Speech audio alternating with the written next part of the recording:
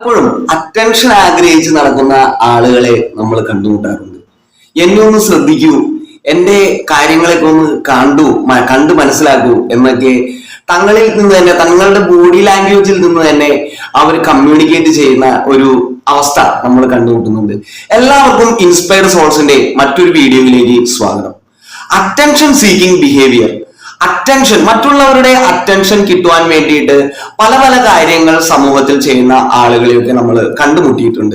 ഇപ്പോ attention seeking behaviour എന്ന് പറയുന്നത് ഒരു പേഴ്സണാലിറ്റി ഡിസോർഡറിന്റെ ഭാഗമായിട്ട് പോലും അവതരിപ്പിക്കപ്പെടുന്നുണ്ട്. അതായത് ഹിസ്ട്രിയോണിക്കൽ പേഴ്സണാലിറ്റി ഡിസോർഡർ എന്ന് പറയുന്ന പേഴ്സണാലിറ്റി ഡിസോർഡറിന്റെ ഭാഗമായിട്ട് അറ്റൻഷൻ സീക്കിംഗ് അവരെ തന്നെ വളരെ വൈബ്രന്റ് ആയിട്ട്, അല്ലെങ്കിൽ അവരെ തന്നെ ശ്രദ്ധിക്കപ്പെടാൻ വേണ്ടിയിട്ട് പല രീതിയിൽ മറ്റുള്ളവർക്ക് മുന്നിൽ പ്രസന്റ് ചെയ്യപ്പെടുകയും ഈവൻ റിസ്ക് ടേക്കിങ്ങിലൂടെ വരെ കടന്നു പോവുകയും ചെയ്യുന്ന അവസ്ഥകളിലേക്ക് വരികയും ചെയ്യുന്ന ചില സാധ്യതകൾ കാണുന്നുണ്ട്. അപ്പൊ ഈ അറ്റൻഷൻ സീക്കിംഗ് എന്ന് പറയുന്നത് ഒരു പ്രശ്നമാണ്. നമുക്ക് ഒന്ന് വ്യക്തമായിട്ട് ഈ വീഡിയോയിലൂടെ ഇത് ഒന്ന് കണ്ട് മനസ്സിലാക്കാം. അറ്റൻഷൻ സീക്കിംഗ് ബിഹേവിയർ ഒരു പ്രശ്നമാണോ എന്നുള്ളത്.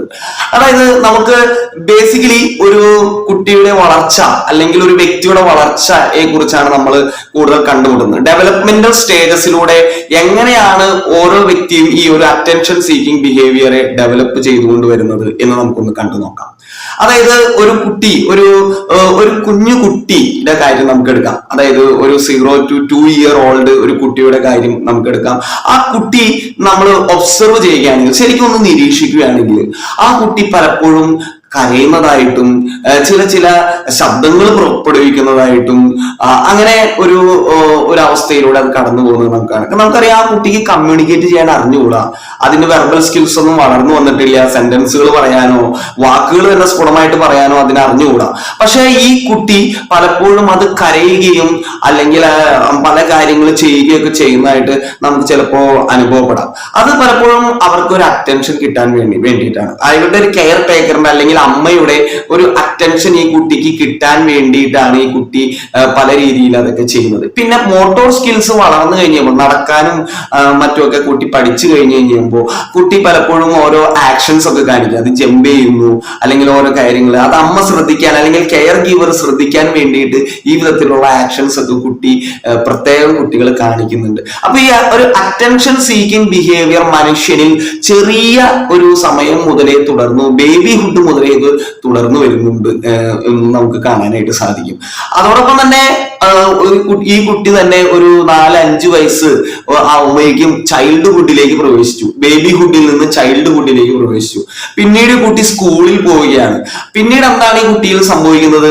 ഈ കുട്ടി സ്കൂളിൽ സ്റ്റാർ ആവാൻ ശ്രമിക്കുന്നു.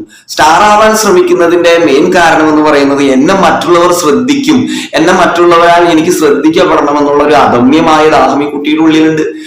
ഒരുപക്ഷെ സ്റ്റാർ ആവാൻ സാധിച്ചില്ലെങ്കിൽ ആ കുട്ടി ഒരു ക്ലൗൺ ആവാനെങ്കിലും സാധിക്കും. ക്ലൗൺ എന്ന് പറഞ്ഞു കഴിഞ്ഞാല് ക്ലാസ്സിൽ കുറെ വില്ലാളിത്തരങ്ങൾ ചെയ്യുന്ന ഒരു വ്യക്തിയായിട്ട്, അങ്ങനെ അവൻ അല്ലെങ്കിൽ അവൾ വില്ലാളിത്തരങ്ങൾ ചെയ്യുന്നത് വഴിയായിട്ട് അവനെ ശ്രദ്ധിക്കുന്നു, മറ്റുള്ളവർ ശ്രദ്ധിക്കുന്നു എന്നുള്ള ഒരു സാറ്റിസ്ഫാക്ഷൻ അവൻ അല്ലെങ്കിൽ അവൾക്ക് കിട്ടുന്നു. ഇവിടെയും അവന് ഒരു അറ്റൻഷൻ സീക്കിംഗ് ബിഹേവിയർ കാണാനായിട്ട് സാധിക്കും. പിന്നീട് ഈ കുട്ടി വീണ്ടും വളർന്നു വരുമ്പോൾ ഒരു 12 വയസ്സ്, ഒരു പ്യൂബർട്ടിയുടെ സമയമായി, 12 മുതൽ 18 വയസ്സ് എന്ന് പറയുമ്പോൾ ഒരു അഡോളസെന്റ് പീരീഡ് ആകുമ്പോൾ വീണ്ടും ഈ അറ്റൻഷൻ ബിഹേവിയർ കടന്നു വരുന്നത് റിസ്ക് ടേക്കിംഗ് ബിഹേവിയറിലൂടെ കുട്ടി കടന്നു വരുന്നത് എന്നുള്ളതാണ്.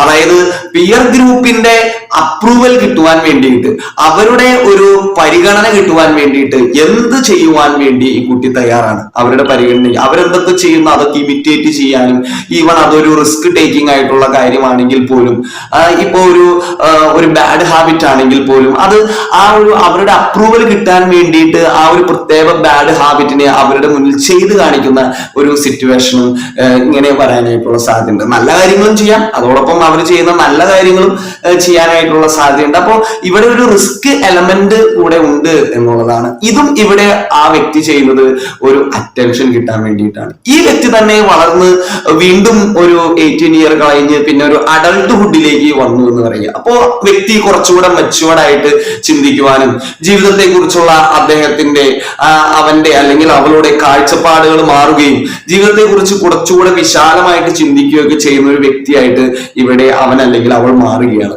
അവിടെ ഈ വ്യക്തി കൂടുതൽ അപ്രൂവൽ പ്രതീക്ഷിക്കുന്നത് അദ്ദേഹത്തിന്റെ വർക്ക് പ്ലേസിലുള്ള കോൺട്രിബ്യൂഷൻസ് വഴിയായിട്ട്. അദ്ദേഹം ആ ഒരു കോൺട്രിബ്യൂഷൻസ്, അദ്ദേഹം ഒരു എക്സ്ട്രോവേർട്ട് ആയാൽ പോലും, എക്സ്ട്രോവേർട്ട് ആണെങ്കിലും ഇൻട്രോവേർട്ട് ആണെങ്കിലും അദ്ദേഹം ചെയ്യുന്ന കോൺട്രിബ്യൂഷൻസ് നടത്തുമ്പോൾ മറ്റു കൊളീഗ്സ് അല്ലെങ്കിൽ അദ്ദേഹത്തിന്റെ അതോറിറ്റീസ് അദ്ദേഹത്തിനെ അംഗീകരിക്കുന്നത് വഴിയായിട്ട് അദ്ദേഹത്തിന് ഒരു സാറ്റിസ്ഫാക്ഷൻ കിട്ടുകയാണ്. അവിടെ അദ്ദേഹം ശ്രദ്ധിക്കപ്പെടുന്നു എന്നൊരു തോന്നൽ അദ്ദേഹത്തിന് ലഭിക്കുകയാണ്. അപ്പോൾ ഈ ഒരു അറ്റൻഷൻ സീക്കിംഗ് ബിഹേവിയർ നമുക്ക് ഡെവലപ്മെന്റൽ പ്രോസസ്സിലൂടെ കാണുകയാണെങ്കിൽ ഈ അറ്റൻഷൻ സീക്കിംഗ് പ്രോസസ്സ് ഒരു മനുഷ്യനെ ജീവിതകാലം മൊത്തം മനുഷ്യൻ കൊണ്ടു നടക്കുന്ന ഒരു കാര്യമാണ് എന്ന് നമുക്ക് വ്യക്തമായിട്ട് മനസ്സിലാക്കിയിട്ട് സാധിക്കും.